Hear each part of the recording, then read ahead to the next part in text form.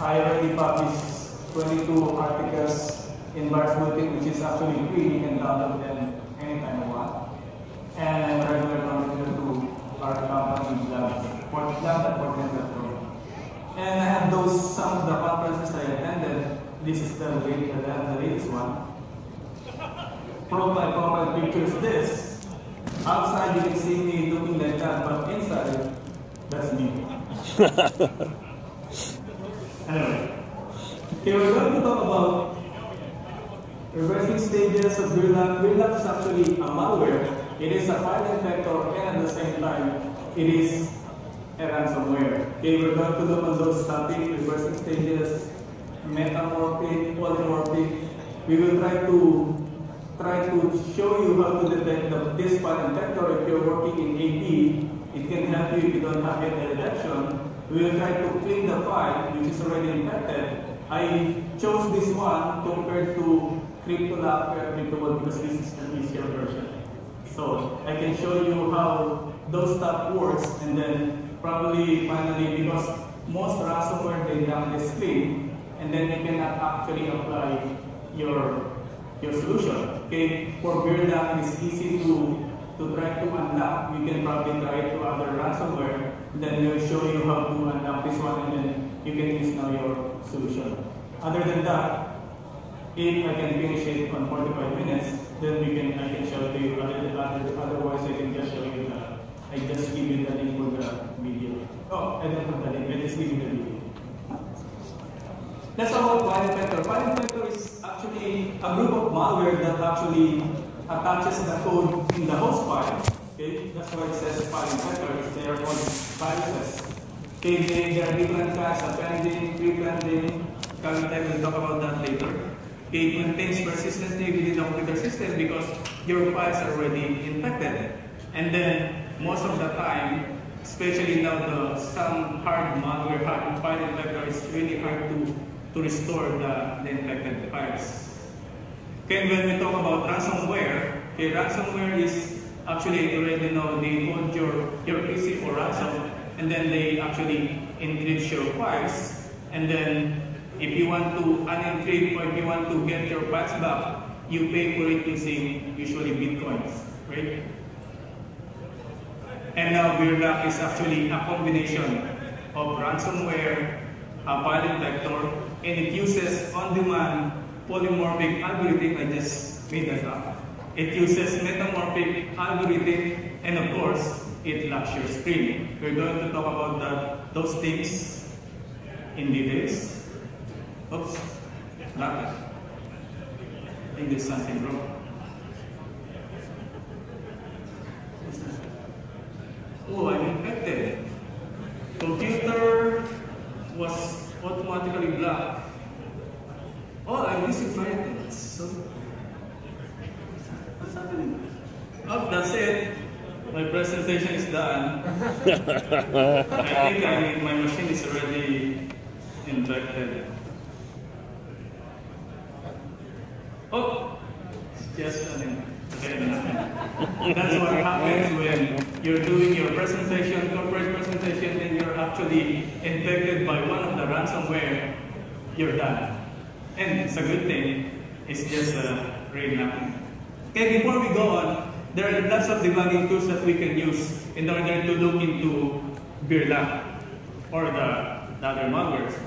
Okay, we're going to use, they're actually free. There's an ODBBG, those are the links. We have Immunity Debugger, and Immunity Debugger is almost really close to ODBBG. The only difference is if you know Python programming, Immunity Debugger is really good in debugging. You can apply your coding skills, and then you can automate the debugging process using Immunity. And then if you're dealing with 64-bit malware, we have X64DBG. It is really close. The GUI system is really close to the two versions, the ODBBG and Immunity Debugger. And they're all free. You can download them for free.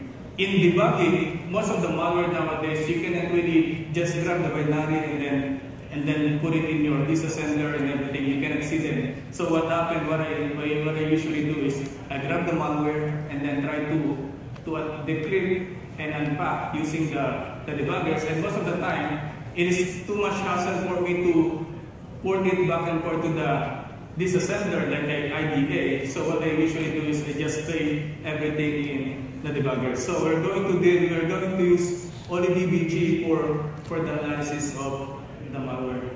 Okay, common reversing strategy is you have the binary. Here we have the MZ header. We have usually if it is packed, if it is encrypted, there is an encryptor, and the whole thing is encrypted or packed. Okay, what you do is you try to decrypt, you try to unpack. All you have to do is to run the decryptor.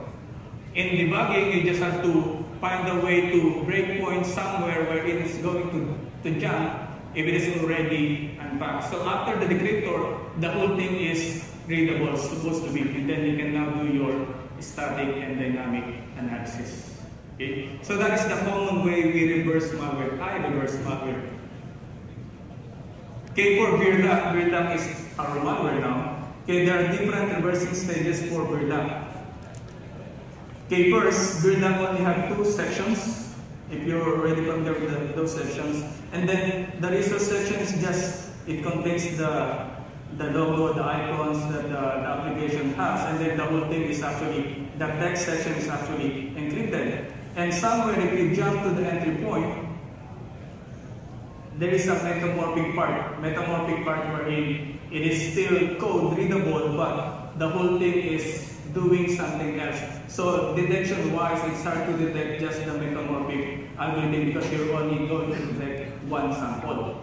Okay. After executing the metamorphic algorithm, then we have now the decoded bytes. The decoded bytes is actually the decryptor of different functions of the malware, wherein it decrypts the main function, and then the main function, when you run the main function, it will run the different threads that has the on-demand polymorphic algorithms. Already confused? We'll have more. Okay, when you run, every time, when you run the malware, when you run any application, it goes to the memory. If you're using Windows system, when Windows system, they already have every application, they have the virtual memory, which is really big. And then every time you run the malware, okay, it uses those systems. It's supposed to be per application. That's why when the malware jumps into different process, we call that the code injection. It injects different codes in your different process. But for this one, normally when the malware is already decrypted, you can just grab those dump and then do the static analysis. But this one, okay, every time that it runs the on-demand polymorphic algorithm, it changes back. When it runs the malware, it runs that particular code, okay, like the one in that particular screen, okay, and then after the executing that particular block of code, it will encrypt back the malware, that particular code, but with different keys. That means it will look something like this. Originally, those are the white colored version, and then after just running the malware, if you're going to look again at the memory, they are now really totally different from the original execution. Okay, that's why I call it on demand. Every time it uses that particular block of codes, it changes the code itself. So if you dump it and then analyze, you will see different things every time. And you only have one block of decrypted codes every time. So you cannot actually dump the whole thing all at once. That's it. That's my presentation for the 45 minutes. Sorry again. Okay, let's learn more. Metamorphic algorithm in a basic sense, okay, metamorphic algorithm, they are codes inside the malware. Actually, you can use them in your programming code. Okay, metamorphic algorithm is, they are still readable, but they still do the same thing. Okay, for example, we're going to put value 0 in register EAX. Okay, there are different ways we can do that. Move EAX equal to 0, or we can use XOR EAX. EAX is still the same thing. EAX will contain a 0 value. Or we can subtract any value in EAX, it's still the same 0. Or we can have different combinations of code. At the end, EAX still gets the 0. That is metamorphic. Different kinds of code but it gives you the same result. The reason why malware does that is actually to avoid detection. I need the water.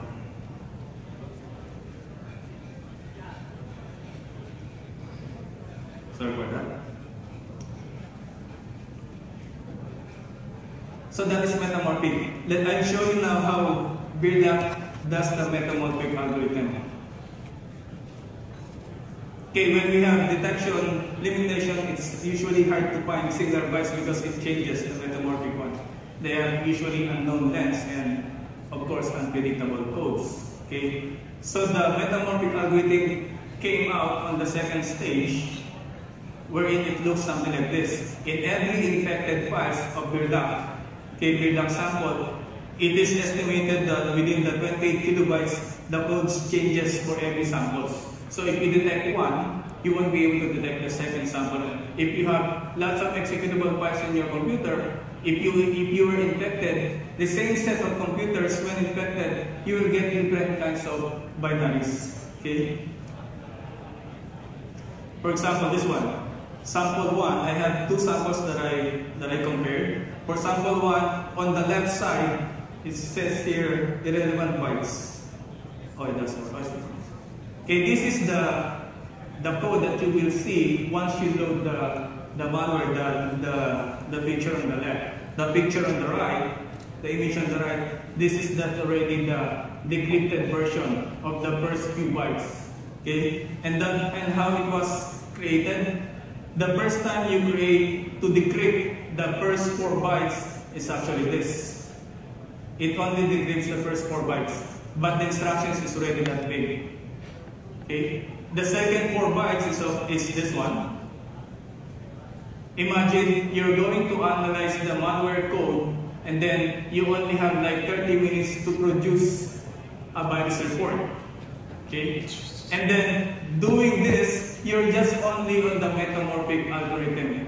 Okay, the third byte is actually this length, and then you're only decrypting the third D word, not byte, the third D word. Okay, and then it is actually, the whole thing is actually more than 3 D words. It has a lot. I'll show you later. The second sample is the same thing. If you're going to look back, the decrypted version is almost similar. Okay, but again, the code is totally different. Okay, I didn't remove the boxes, okay, to show you that sample 1 has those length number of bytes, and then the second sample is for the first D word, it is shorter, okay, than the first sample, just to create the first D word. The second D word is actually a little bit shorter than the first sample, and the third D word is now using longer metamorphic algorithm. Again, they're just doing the same thing. So if you're detecting the first sample, you won't be able to detect the second sample. The trick is you're to run the metamorphic algorithm first. Let your antivirus engine run the metamorphic algorithm and then find the common bytes. This is how it works. So this is the first sample, this is the second sample. It looks the decoded part is similar.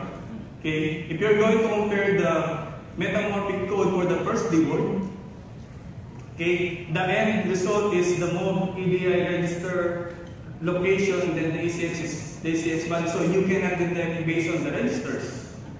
Again, the same thing with the second D word and the third D word. The trick is you let your antivirus engine run first, and then at the end, you will give you the MOV EAX. The underlying bytes are different, so you skip that, and then NOP, and then the jump 40108B are the same. So to detect metamorphic samples, not only Birdak, to detect them, you let your antivirus engine first, the whole metamorphic algorithm, you scan the detected or the decrypted code. Next. Oh, there's a demo. This is the code see my... No, I can't see. On the left window is actually the metamorphic code, and then you will be able to see... Oh, sorry. I have to run this first. And then on the right window, facing on the right window is the decrypted version. And then you will see live, it's not live, it's actually recorded. You will see the decryption. It stops on that one, and then every time it reaches the mode something registers to the registered location, it will decrypt the different bytes. See, those are the encrypted bytes, and then it will decrypt the whole thing. So that's what you do first, because, for example, you encounter a malware, then they told you to do the reverses and produce a report after 30 minutes. You will be able to see this one. Probably you're still in the metamorphic algorithm, you already fired, because you haven't done yet the virus description. So this is just the metamorphic part of the malware.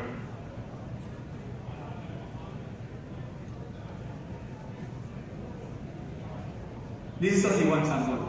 Okay, other samples, they have longer version of the metamorphic code. It gets faster report. It will decrypt the whole thing.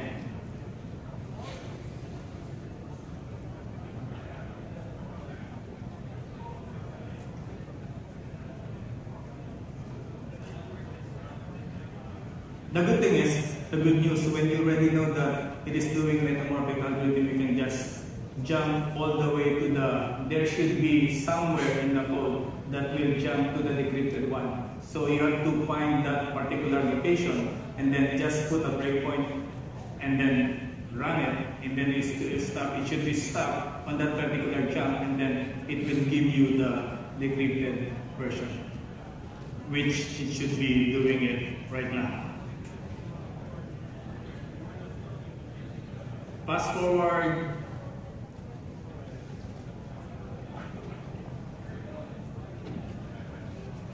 There you go. You should be able to find that particular code, and then it will jump to your metamorphic or decrypted algorithm. See, it's now the same.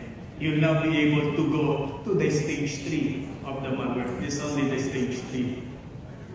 Okay, let's go now to the stage. That's the 6th one. Okay, we're now going to run the on-demand polymorphic algorithm.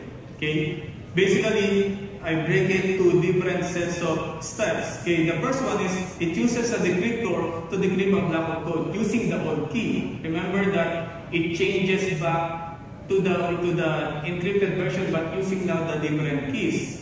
Okay, so it uses garbage code. Garbage code, that means it just put different kinds of code, but it doesn't do anything. So we call that the garbage code. Okay, it uses the regular XOR functions to generate the code and then to decrypt. This is what the code looks like. The left one is the way it calls the function. Okay, the red ones, the red highlighted ones, they are the garbage code. Garbage code, that means you don't actually need them. They just there to confuse, to make your life harder, to make the malware researchers harder, so that they won't have any job after this. Okay, this is the key gen function. It gens the key, the location of it. That one is actually, there are a group of bytes. The only purpose is to generate the keys. Okay, once the keys are generated, it will now call again another function. Okay, that means it will now generate it will decrypt the actual code. Once the actual code is decoded, okay, then it will execute that particular decrypted code and then encrypt back using the same set of algorithms, since that is now the decryptor. After that, the way it gets the new key is it runs the RDTSC. It reads your timestamp. That means when you run it another time, it will give you another set of malware code. Okay, and then after that, this is now the new key generator. The new key generator, the main goal is to generate another key in order for you to encrypt, the different levels code. So it uses the RDTST to get the new keyword. It saves it in a different memory location, wherein the memory location is actually still within the memory range of the malware. And then it generates the new key again by XORing a group of bytes. And then afterward, it saves the new decrypted code. Okay, this is the new key generator. The only purpose of this code is only to generate a new key in order for it to encrypt the same block of code earlier. Okay, you can see that this is the way it creates the new key, the starting location. The starting location is actually similar to the same area of the location wherein the new key is being generated. And afterwards, okay, it places it on the new location, and then now after calling this code, okay, this one. After calling that one, it now has the new key wherein it is being going to use to encrypt again the same block of code.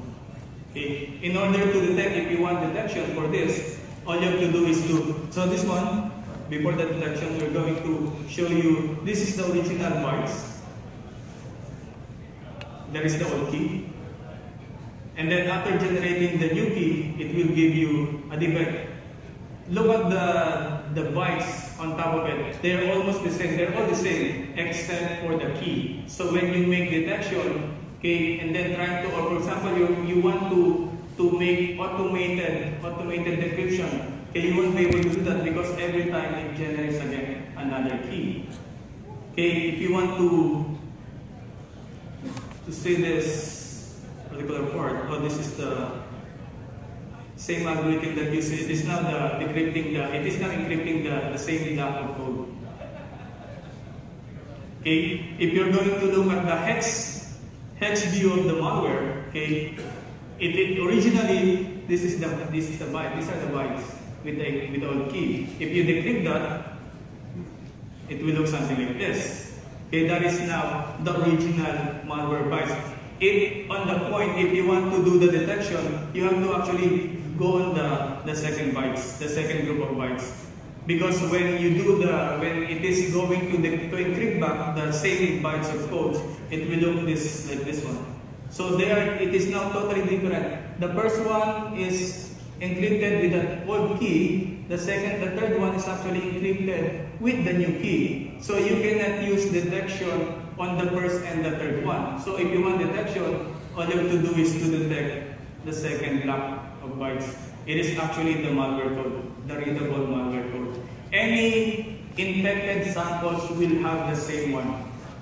So if you want to make your own detection, you have to detect the second one, which is actually the original malware code.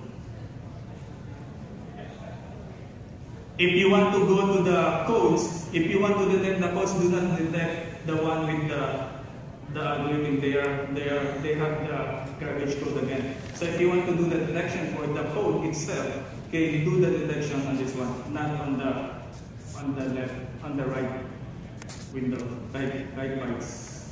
So you have to do detection on the code.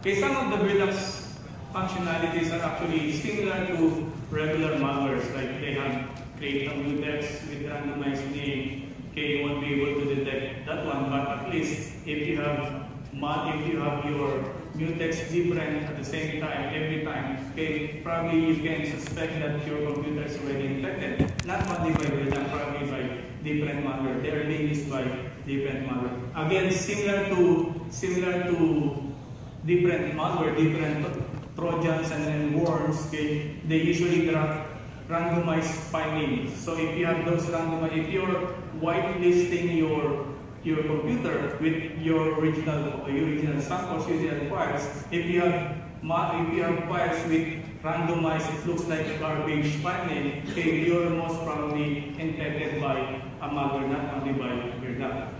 Okay, but for Redux, it creates a standalone copy of itself, also in randomized file name. It infects your files, of course, it's a file infector, and and finally that's the computer speed. We only have seen the metamorphic part and the polymorphic. We haven't seen the file inflection.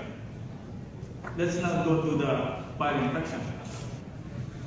Okay, first, what are the different kinds of file inflectors? We have the appending, prepending, cavity, overriding, companion. They are just the way they infect. Sometimes when you say appending, it actually goes, for example, you have calculator that executable. Okay, when it infects that file, it just goes under, below the actual host file. Okay, prepending, it goes on the top. So that's why the difference between those things are the way you detect them. If you detect the appending, it is different from detecting the prepending and the way you clean the infected files. Okay, it looks something like this. The one with the circle with so many arms, that's the virus part, the file infector, and then different ways of infection. If it is under appending, it is on top of the host file. Prepending, we have the cavity, overriding, and companion. But if you're going to look at beer lock is actually encrypted. The whole thing is actually the malware code. And then somewhere within that code is actually the encrypted host. The way we're going now to extract the encrypted host. How are we going to do that? We're going to look for, of course, we have to actually run the whole malware and then wait for it to give us the host file. No, actually, it drops the host file and then executes, so that when you're running an infected calculator, when you double click on the infected calculator, it will give you the calculator, but at the background, it is actually infecting files, collecting your information and so on. But at least one of the malware that's supposed to be, now I'm not saying that you have to make your own malware, but if you're going to make a malware, or if you're going to think like a malware author, make sure that your infected files or infected system at least should run. For example, it will infect Notepad, it will infect calculator.exe. You should be able to execute that one. Otherwise, your user will suspect that there's something wrong, and then they will have your system clean, right? So I'm not saying that you move to the other side. I'm just saying that that's how the malware author thinks. Okay, in order to decrypt or to extract the host file, okay, the host file is encrypted and embedded within the malware. We're going to look for the decryption key. That's very important. Okay, the decryption key is actually encrypted using simple XOR, so you cannot just grab it right away. You have to look for the algorithm that changes it, and then it uses a simple decryption algorithm. I think this is only XOR. Okay, to host. After that, you can just cut and paste the whole thing to another file. So then you already know your original host file. It looks something like this. So that is actually the last one. The only problem is you already have executed the whole malware before it actually drops the host file. Okay, so the thing is, we should avoid those things. We jump right away to the decryption of the host file if you just want to clean the system. Okay, to clean the system, the encrypted version it looks something like this. You have to look for those codes. For this one, and then let's screen. That is the code that you have to look for. The other one, the screen on the window on the top is actually the encrypted host file. For example, if you have this one is actually Process Explorer, infected Process Explorer. So you're going to look for the code, and there is actually the initial key. If you want to automate that, you have to look for the initial key. So the initial key is different every time. Okay, and then it will decrypt the original D word, 4 bytes. And after that, it will use now the next D word, this one, okay, and then decrypt with the first D word, which is the key, and then the next D word is actually decrypted using the encrypted. So you decrypt the first D word, which is the key. You use that D word to decrypt the next D word. The result of the next D word is now decrypt using so the key becomes the D word becomes the key for the next one. It's like rotating keys, right? But actually they're already part of the host file.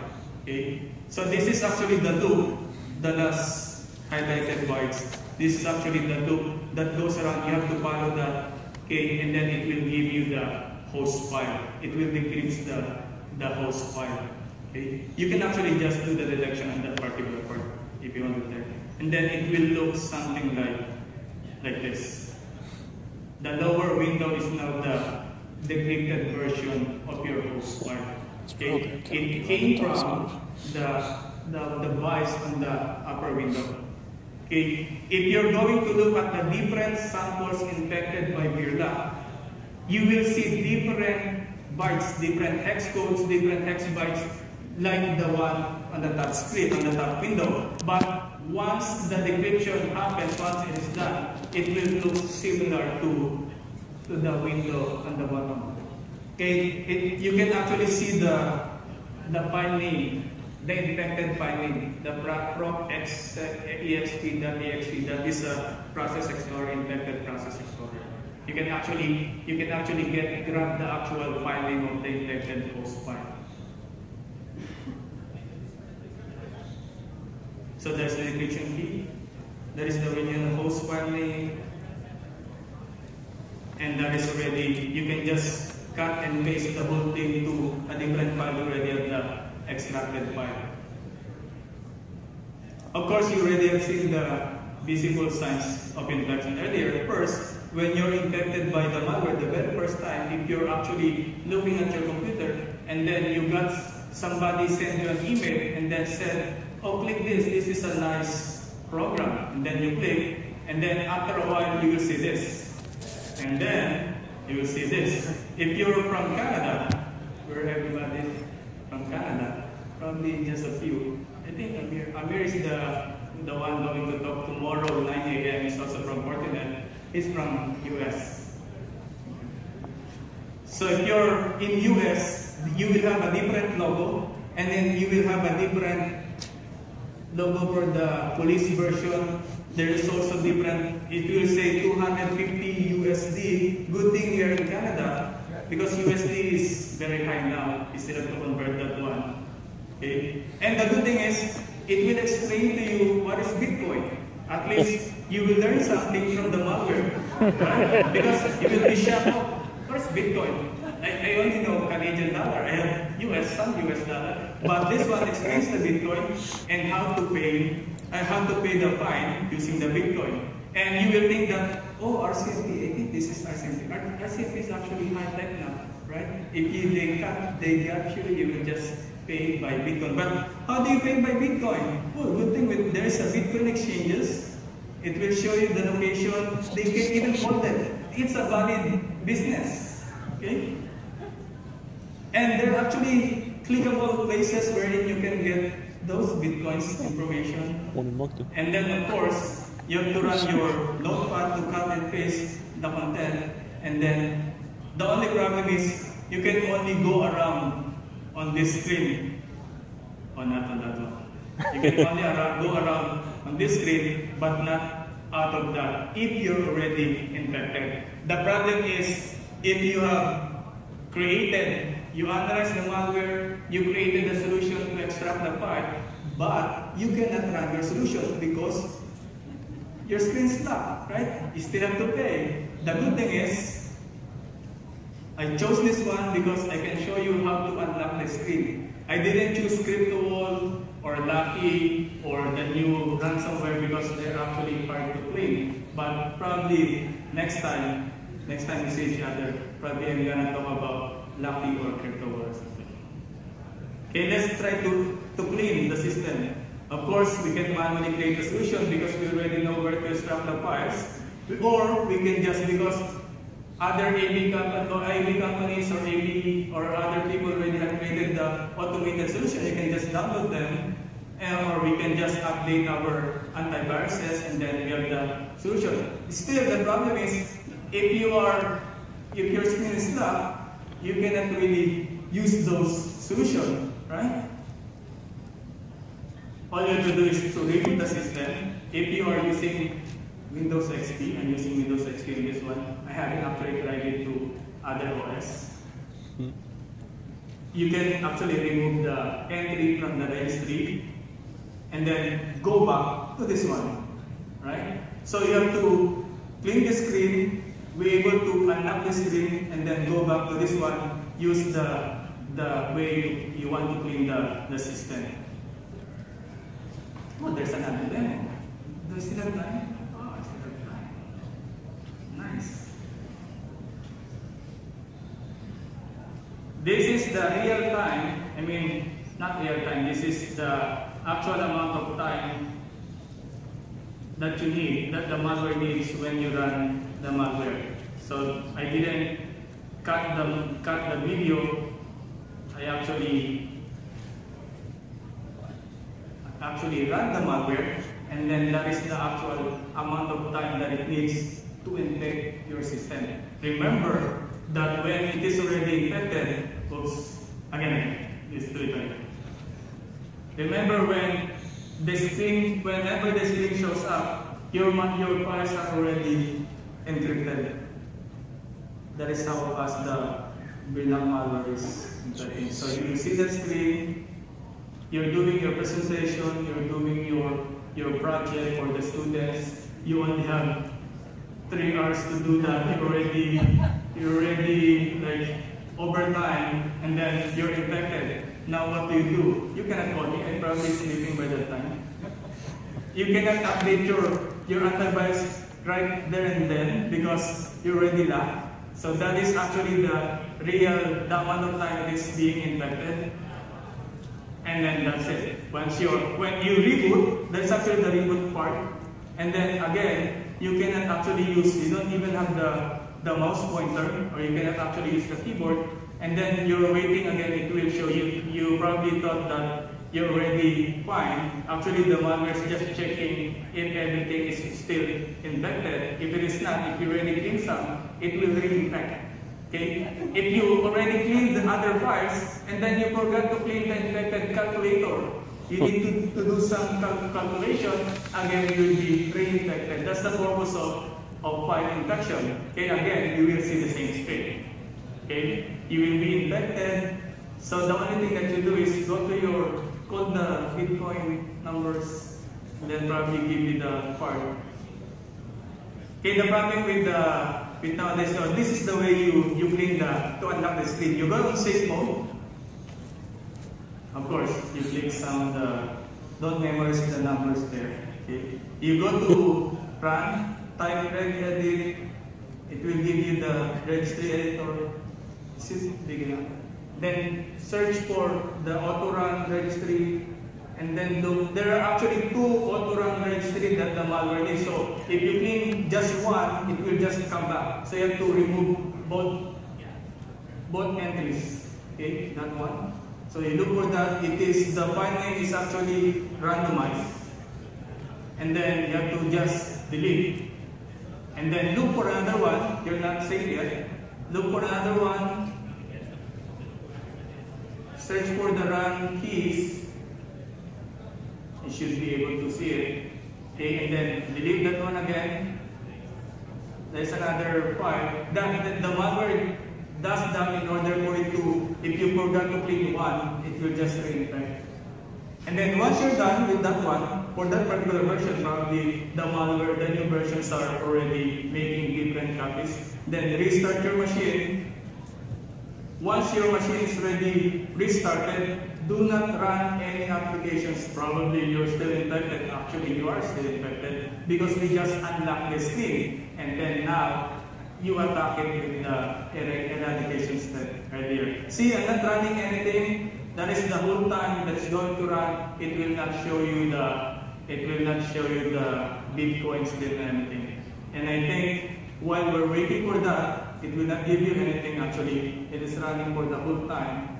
It is now time for question and answer because I saw a paper with the number 5. I'm not sure. Okay, I think that's my cue. Question? Come on, let's run the question. Okay, the new ransomware like Lucky